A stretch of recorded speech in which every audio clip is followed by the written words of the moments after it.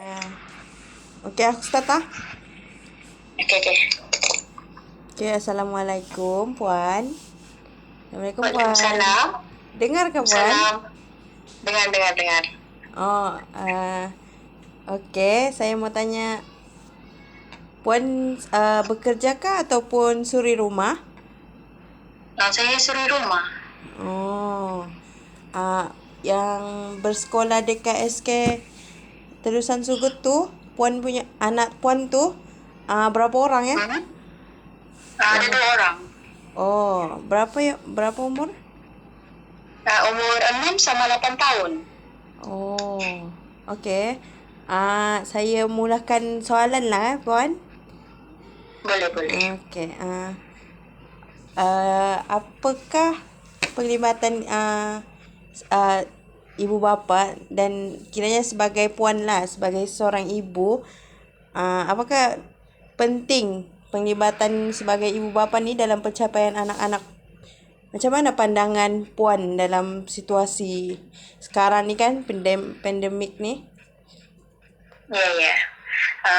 Kalau ni pandangan saya rasa penting lah. Sebab ibu bapa punya support ni boleh bagi pengaruh dengan pencapaian akademik diorang. Contoh kalau budak tu nak dapat support beliaunya, mesti tu nak fokus belajar main antam sejak hari. Kalau beliau support, memang keputusan cantik juga tu keputusan diorang. Tapi macam kalau kita strict betul kan susah juga nanti, sebab kanak-kanak tu nanti boleh memberontak bah. Iya Itulah kan? pandangan saya. Iya. Okey. Untuk yang soalan kedua ni, macam mana penglibatan Puan sebagai ibu bapa ni merasakan memastikan akademik anak-anak Puan ni meningkat. Maksudnya macam mana Puan mau tengok ataupun apa kesan Puan punya sebagai penglibatan Puan ni yang rasanya boleh membantu anak Puan ni dalam akademik mereka. Okey, penglibatan tu saya bagi kepada 3 lah. Yang pertama ialah kewangan. Macam saya sedialah dalam punya keperluan untuk belajar apa semua. Macam sekarang kan PDPR.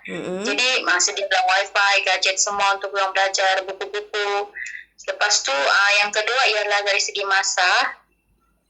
Macam kita parents pun mau fokus jugalah dengan anak-anak ni, spend masa dengan diorang, bagi faham diorang apa yang diorang tengah belajar. Macam saya kan anak-anak kecil lagi ni, jadi macam terpaksa lah kita ambil ni jugalah, main peranan jugalah supaya anak-anak ni faham lah apa yang diorang tengah belajar. Dari segi ketiga, sokongan lah, kita bagi sokongan. Contoh walaupun anak tu dapat keputusan tidak bagus bagus. Loh, Puan? Gitulah. Okey. Untuk yang ketiga ni, kesediaan yang Puan sebagai ibu bapa kesediaan yang ibu bapa ni lakukan untuk anak-anak, maksudnya dalam segi apa kesediaan ataupun keperluan yang telah diberikan kepada anak Puan ketika PDPR ni. Persediaan yang macam saya sudah cakap tadilah, penyediaan gadget sama wifi. Sebab kalau PDPR ni kan dia memang perlukan buat tu.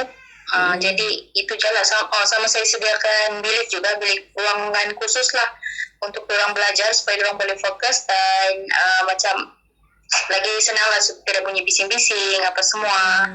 Itu je. Untuk yang terakhir ni Puan, temu bual yang terakhir, apakah kesan yang dapat Puan lihat daripada kesediaan Puan sebagai ibu bapa ini dalam menghadapi PDPR ni, dalam apa yang Puan nampak dalam pencapaian, mungkin dari segi pencapaian akademik anak-anak? Macam mana Puan? Kalau saya rasa kesan dia pencapaian anak-anak ni mungkin boleh meningkat lah, sebab kita sudah sediakan keperluan dorang. Macam keperluan khusus tu ruang, gadget, dengan wifi semua tu kan. Jadi anak-anak ni pun boleh bersedia lagi awal lah untuk melalui PDPR. Tapi macam susah jugalah kita mau cakap dari segi peningkatan tu kan. Anak-anak ni bukan senang juga bagi orang untuk adapt dengan kelas-kelas begini. Jadi sedangkan kita yang parents pun pening-pening kan. Ya. Jadi bukan jugalah kita mau anggarkan dok punya pencapaian tu. Tapi tak apalah, yang penting orang belajar sikit-sikit, orang have fun dalam kelas tu, itu pun sudah cukup lah. Jadi maksudnya kiranya Puan sebagai ibu bapa ni memastikan anak-anak ni pun belajar dalam keadaan yang seronok lah. Gitu. Ya, betul. Okay. Itu yang paling penting lah. Ya, itu saja Puan. Untuk minta maaf Mak, sebab kita buat malam. Saya nanti saya akan WhatsApp lagi Puan untuk pertanyaan lanjut kah ataupun apa semua kan. Terima kasih Puan. Terima kasih juga. Okay.